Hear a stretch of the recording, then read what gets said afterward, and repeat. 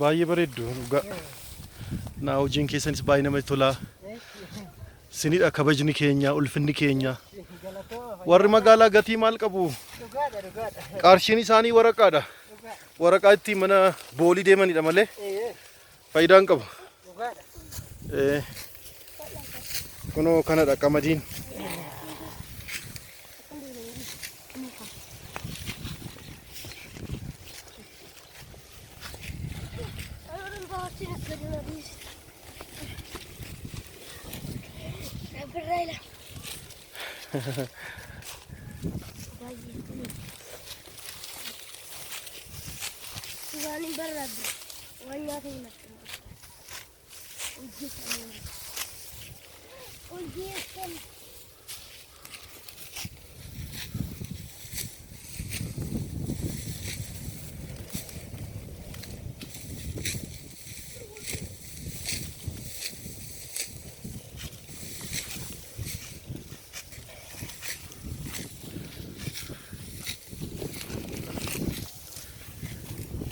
Argitan miti reewaadha. Akkamitti akka hojjetamu hojiin.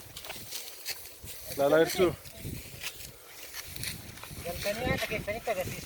Amma qamadiini akkamitti akka hojjetamu.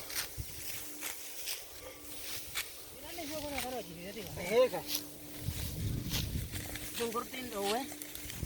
Maariyaa.